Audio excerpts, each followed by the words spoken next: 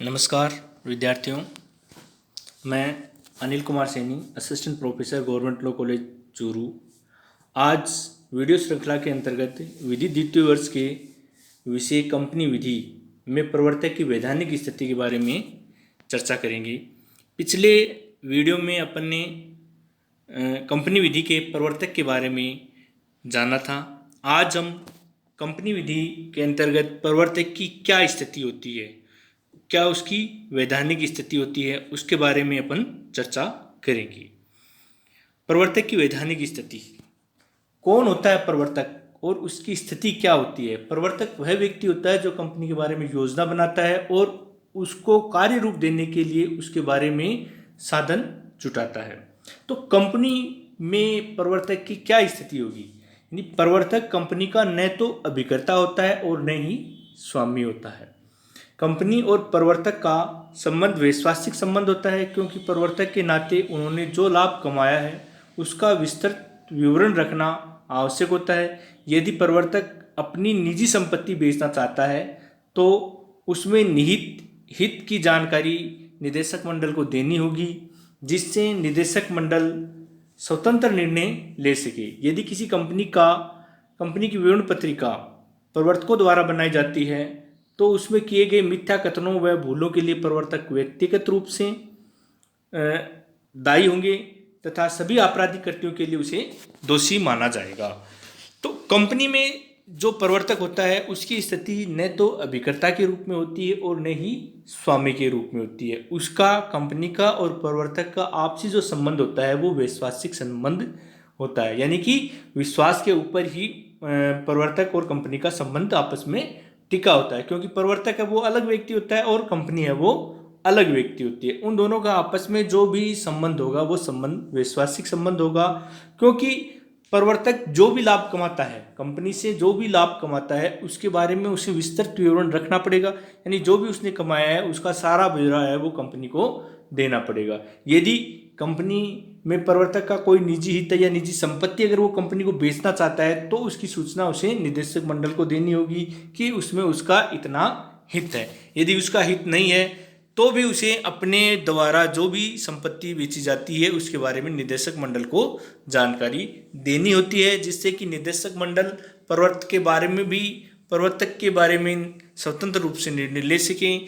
यदि किसी कंपनी में विवरण पत्रिका प्रवर्तकों द्वारा जारी की जाती है या प्रवर्तकों द्वारा बनाई जाती है और उसमें यदि किसी मिथ्या कथनों का वर्णन कर दिया जाता है या कोई भूल उसमें वर्णित हो जाती है तो उसके लिए प्रवर्तक है वो व्यक्तिगत रूप से दायी होता है। और यदि उसी दौरान यदि कोई आपराधिक कृत्य यदि प्रवर्तक द्वारा किया जाता है या इन मिथ्या कथनों या भूलों की वजह से कोई अपराध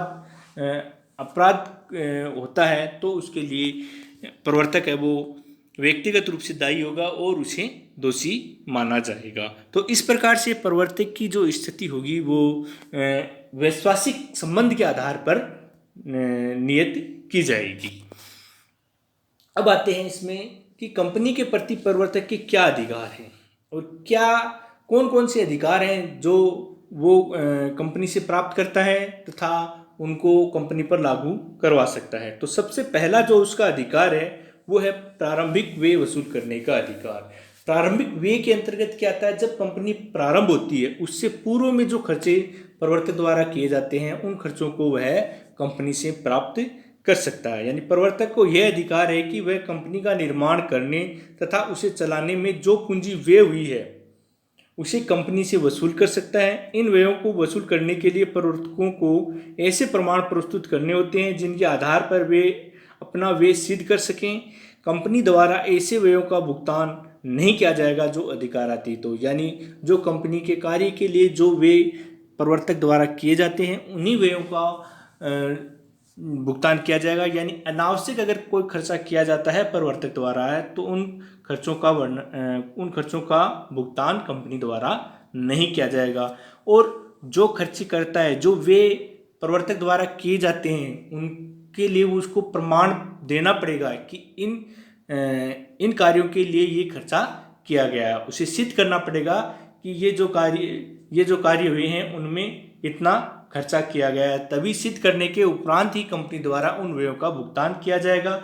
अगर कंपनी को यह लगता है कि ये जो व्यय हुए हैं वो अधिकारातीत हैं, यानी इन व्ययों को बिना किसी का बेवजह या फिजूल खर्ची के रूप में खर्च किया गया है, तो उन व्ययों का भुगतान कंपनी द्वारा नहीं किया जा सकता है। दूसरा जो इसका प्रवर्तक का जो अधिकार है वो है सह प्रवर्तकों से आनुपातिक राशि प्राप्त करने का अधिकार। यानी यदि कोई प्रवर्तक ऐसा है जिन्होंने विवरण पत्रिका जारी की है और उस विवरण पत्रिका में कोई मिथ्या कथन या भूल का वर्णन हो गया है, तो जिसके आधार पर यदि कोई आपराधिक दायित्व है या कोई जुर्माना प्रवर्तक के ऊपर अधिरोपित किया जाता है, और ऐसी स्थिति में यदि प्रवर्तकों की संख्या एक से अधिक है, तो जो अन्य जो प्रवर्तक हैं, जो सह प्रवर्तक है, उनसे वह प्रवर्तक आनुपातिक रूप में जो खर्चा उसने किया है उसका भुगतान वो उससे वसूल कर सकता है। यदि विवरण पत्रिका में मिथ्या कथनों के आधार पर सह प्रवर्तकों में से एक प्रवर्तक को क्षतिपूर्ति करनी पड़ती है, तो वह अन्य सह प्रवर्तक से आनुपातिक राशि प्राप्त कर सकता है। यानी यदि कोई आपराधिक कार्य किया गया है या कोई व्यक्तिगत रूप से यदि कोई नुकसान हुआ है, तो उसके लिए प्रवर्तक है वो अन्य जो सह प्रवर्तक है उससे क्षतिपूर्ति के रूप में जो आनुपातिक राशि जो आती है उस राशि को वसूल कर सकेगा। तो दूसरा जो इसका अधिकार है वो है सह प्रवर्तकों से आनुपातिक रूप से राशि वसूल करने का अधिकार है। अंतिम जो इसका प्रवर्तक का अधिकार है वो पारिश्रमिक प्राप्त करने का अधिकार। पारिश्रमिक का मतलब है कि कोई भी प्रवर्तक है जो कंपनी के लिए कार्य करता है या कंपनी का निर्माण करता है, तो उसे परिश्रम करना पड़ता है, यानी उसे कार्य करना पड़ता है, कठिन मेहनत करनी पड़ती है, और ऐसी स्थिति में उसे पारिश्रमिक के रूप में कंपनी की तरफ से भुगतान प्राप्त करने का अधिकार प्राप्त होता है। यानी प्रत्येक कंपनी के निर्माण करने तथा उसे चलाने में कठिन परिश्रम करते हैं प्रवर्तक, तथा उसके लिए कंपनी उन्हें प्रतिफल के रूप में पारिश्रमिक देती है। ये कमीशन या लाभ के रूप में एकमुश्त राशि या ऋण पत्रों के रूप में भी हो सकती है।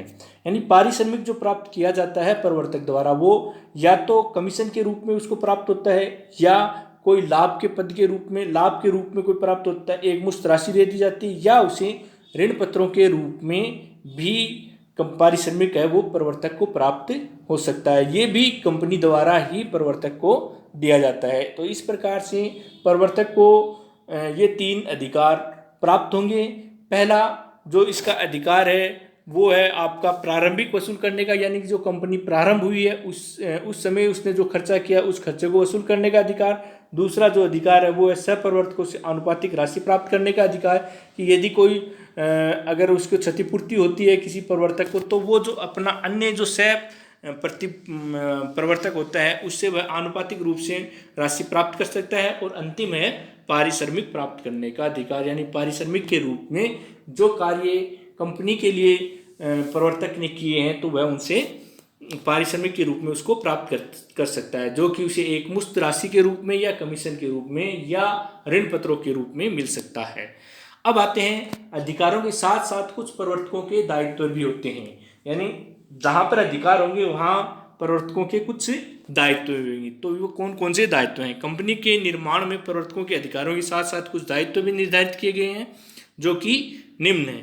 पहला है गुप्त लाभ प्रकट करने तथा भुगतान करने का दायित्व है। यदि कोई भी प्रवर्तक कोई ऐसा लाभ प्राप्त करता है जो गुप्त है, यानी कंपनी को ओपनली नहीं मिलता है, गुप्त रूप से यदि किसी प्रकार का लाभ प्राप्त किया जाता है प्रवर्तक द्वारा, तो उसे वह प्रकट करेगा, और प्रकट करने के बाद में यदि कोई भुगतान कंपनी के लिए बनता है तो कंपनी को उसका भुगतान किया जाएगा। दूसरा जो इसका दायित्व है वो है कंपनी निर्माण के पहले के लाभ को देने का दायित्व है। यदि कंपनी निर्माण से पूर्व यदि कोई संपत्ति है या कोई अन्य प्रकार से कंपनी से यदि कोई प्रवर्तक कोई लाभ प्राप्त करता है तो वह लाभ कंपनी को भी प्रवर्तक द्वारा दिया जाएगा।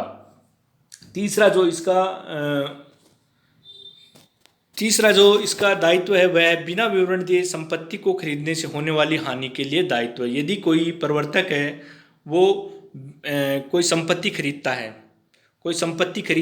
और उस संपत्ति से यदि कोई नुकसान हो जाता है, किसी कंपनी को नुकसान हो जाता है, तो ऐसी स्थिति में यदि उसका विवरण वह कंपनी खरीदने से होने वाली हानि का विवरण अगर वह कंपनी को नहीं देता है, तो ऐसे अगर कोई हानि होती है तो उसके लिए भी प्रवर्तक का दायित्व है वो कंपनी के प्रति बन जाता है, यानी जो भी हानि होगी वो हानि प्रवर्तक को कंपनी को चुकानी होगी।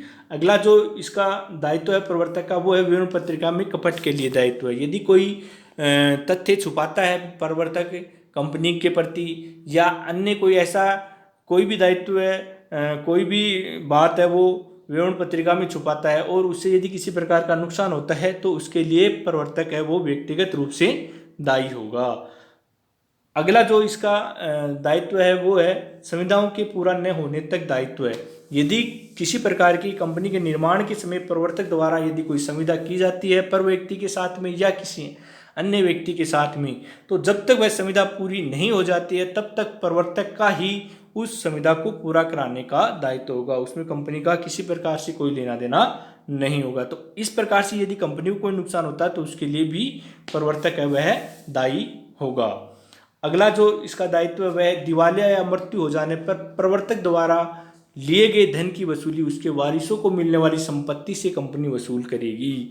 जैसे मान लो कोई भी अगर कोई संपत्ति अगर प्रवर्तक को मिलती है और प्रवर्तक उसमें दिवालिया हो जाता है या उसकी मृत्यु हो जाती है, तो यदि कोई ऐसा कोई दायित्व है जो कंपनी द्वारा वसूल किया जाना है तो वह कंपनी जो प्रवर्तक है जो दिवालिया हो गया जिसको मृत्यु होगी जिसकी मृत्यु हो गई है तो वह उस धन की वसूली कंपनी धन की वसूली उसके वारिसों से कर सकेगी। अगला जो इसका दायित्व है वो है कपट या कर्तव्य भंग के लिए दायित्व है। यदि किसी प्रकार का कपट किया जाता है या यदि ब्रीच ऑफ ड्यूटी होती है या उसका कोई कर्तव्य भंग किया जाता है तो उसके लिए प्रवर्तक है वो कंपनी के प्रति दायी होगा। दांडिक उत्तरदायित्व के अंतर्गत यदि किसी प्रकार से कोई आपराधिक कृत्य प्रवर्तक द्वारा किया जाता है और उससे यदि कोई अपराध होता है और अगर कोई दंड न्यायालय द्वारा दिया जाता है तो उसके लिए भी प्रवर्तक है वही स्वयं दायी होगा।